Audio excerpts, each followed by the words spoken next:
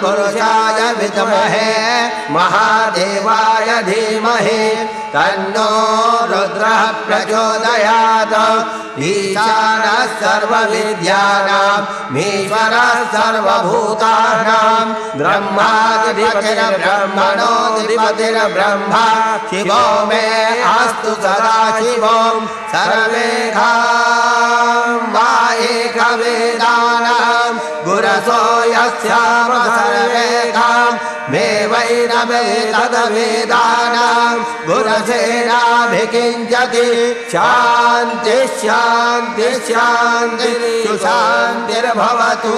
सर्वारिष्टशान्तिर्भवतु अनेन पूजनपूर्वकरुद्राभिषेककर्मण कृतेन